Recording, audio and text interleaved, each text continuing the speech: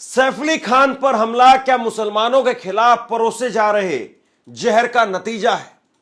जिस तरीके से मुसलमानों के खिलाफ, या यूं कहें कि कुछ दिन पहले ही कुमार विश्वास ने सैफ अली खान का नाम लेकर के जो नफरत भरी बातें कही थी, क्या उसी की वजह से सैफ अली खान के ऊपर हमला हुआ है? एक बड़ा सवाल खड़ा हो गया है और एमआईएम के प्रवक्ता उन्होंने सवाल पूछा है।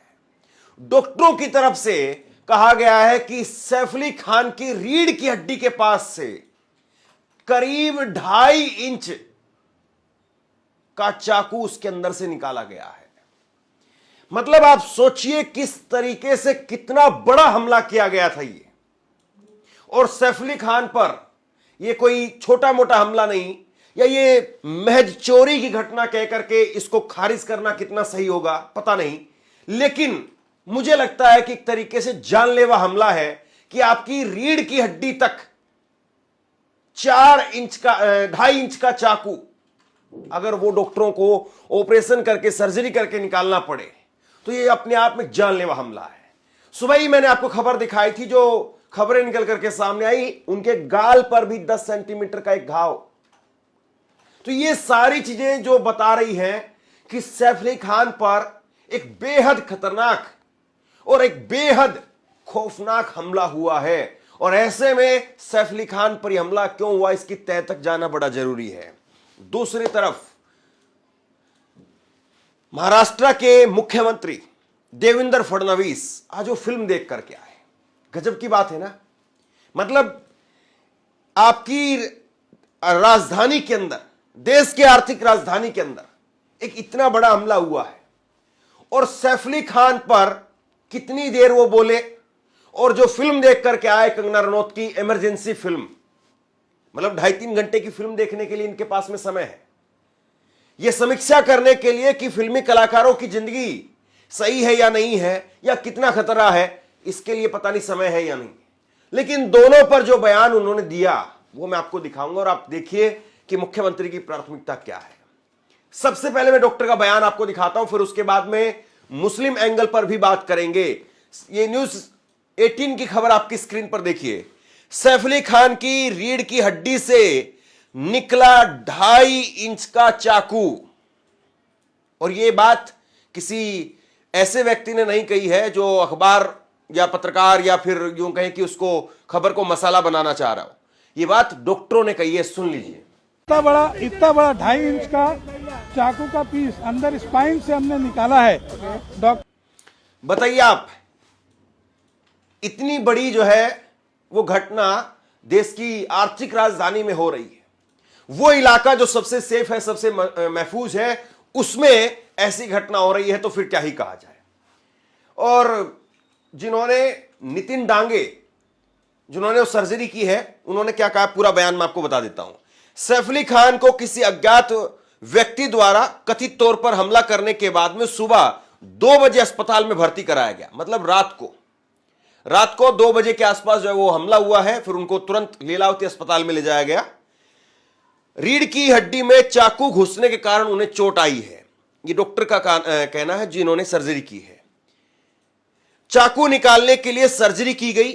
अब उनकी हालत पूरी तरह से स्थिर है, उनकी हालत में सुधार हो रहा है और वो खतरे से बाहर है। मतलब फिल्मों में तो हम देखते हैं ना कि चाकू हीरो ऐसे निकाल लेते हैं, ऐसे पीठ में घुसा तो चाकू निकाल लेते हैं, लेकिन यहां पर 2.5 इंच का चाकू वो अटका हुआ था और उसको निकालने के लिए सर्जरी की गई। ये स्थिति है। और अब इसके बाद में मुख्यमंत्री का बयान अगर मैं आपको सुनाऊं तो मुख्यमंत्री ने देखिए क्या कहा है।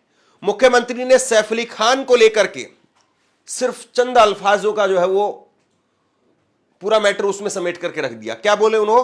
वो कह रहे हैं कि इस बारे में पुलिस ने आपको सारी जानकारी दी हुई है, ये किस प्रकार का हमला है और किस प्रकार की मंशा इसके पीछे थी, ये सभी चीजें आपके पास में आ चुकी हैं। सिर्फ एक लाइन के अंदर समेट करके रख दिया, सिर्फ एक लाइन में। और ये बात मैं आपको उनके जुबान से सुनाऊंगा, लेकिन उससे पहले आप देखिए इमरजेंसी के ऊपर, इमरजेंसी फिल्म ये देखने के लिए गए थे, उस पर जो है कितना बड़ा बयान दिया है। आज मैंने इमरजेंसी का स्पेशल शो देखा। इमरजेंसी हमारे देश के इतिहास में एक ऐसा अध्याय है जिसे पूरे तरीके से लोगों के मौलिक अधिकार का हनन हुआ, भारत के संविधान को एक तरीके से एक प्रकार से बंद कर दिया गया, लाखों नेताओं को 2-2 साल जेल में बंद किया गया, और जिस प्रकार से जनता पर अत्याचार हुआ था, इन सभी चीजों को प्रभावी ढंग से फिल्म में रखा गया है। जिस प्रकार से कंगना जी ने स्वर्गीय श्रीमती इंदिरा गांधी जी का चरित्र हमारे सामने लाया है, मैं उनको बधाई देना चाहता हूं कि उन्होंने प्रभावी ढंग से सामने लाया है। जो इतिहास सबको पता होना चाहिए, वो इतिहास इस फिल्म के माध्यम से हमारे सामने आता है। कितना बड़ा बयान जो है इन्होंने इमरजेंसी फिल्म को लेकर के दिया है, लेकिन सैफ अली खान को लेकर के जब सवाल पूछा गया, एक लाइन में इन्होंने अपनी बात समेट दी। देखिए,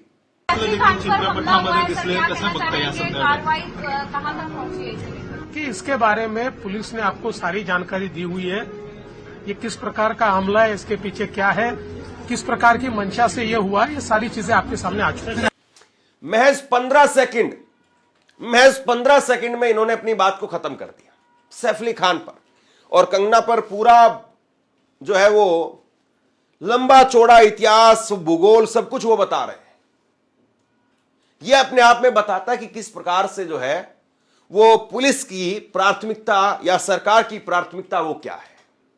लेकिन मैं आपको पुलिस इस मामले पर क्या कह रही है वो जरा एक बार देखिए, फिर उसके बाद में मुस्लिम एंगल पर बात करते हैं।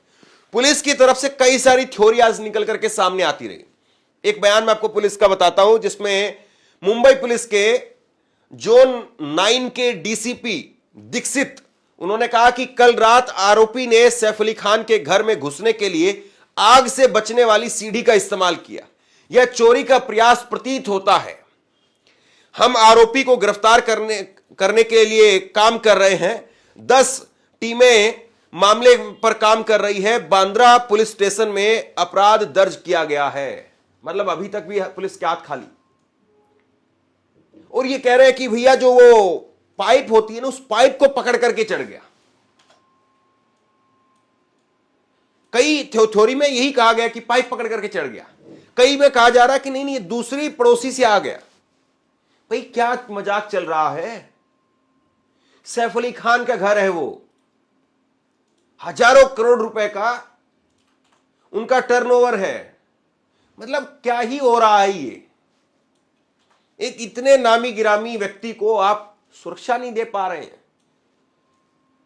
अभी सलमान खान को धमकी मिलती है, उससे पहले बाबा सिद्दीकी की हत्या कर दी गई। ये चल क्या रहा है बॉलीवुड के अंदर? और देखिए सैफ अली खान जो 1 महीने पहले मोदी जी के साथ में बैठे हुए थे, पूरा कपूर खानदान मोदी जी के साथ में बैठा हुआ था। और सैफ अली खान से तो मोदी जी विशेष प्रेम दिखा रहे थे।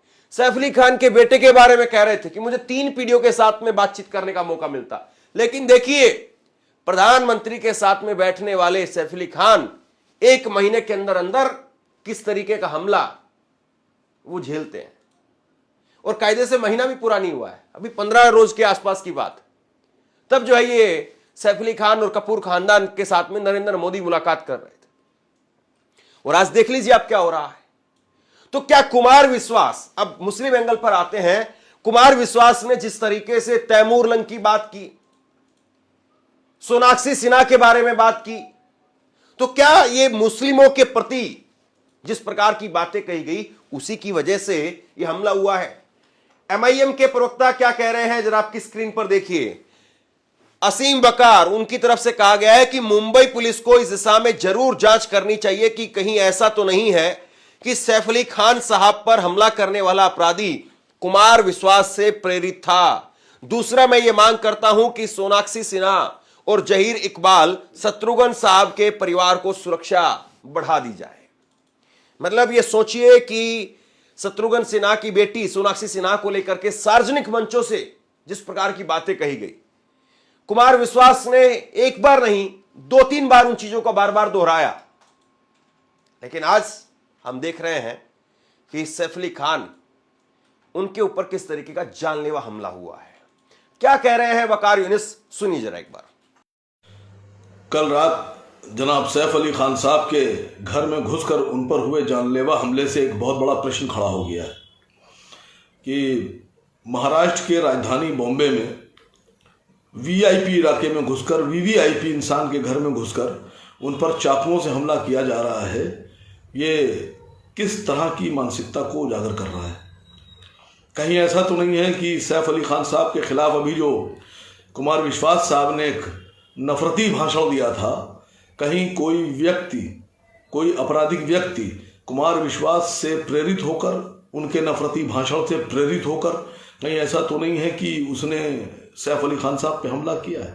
इस दिशा में जांच होना चाहिए, बिल्कुल होना चाहिए, और इस बात को साफ होना चाहिए कि कहीं ऐसा तो नहीं है कि इस तरह के और भी लोग हों जो कुमार विश्वास साहब से प्रेरित होकर इस तरह के मंसूबे बना रहे हों। क्योंकि अभी कुछ दिन पहले ही उनका एक भाषण आया उनके बेटे को लेकर, सैफ अली खान साहब को लेकर और उनके बेटे को लेकर, अभी कुमार विश्वास साहब का एक भाषण बहुत वायरल हुआ। तो मुझे लगता है कि कहीं ना कहीं इस पर, इस दिशा में जांच होना चाहिए और कड़ी जांच होना चाहिए, और अगर ऐसा है तो इस पर कार्रवाई भी होना चाहिए।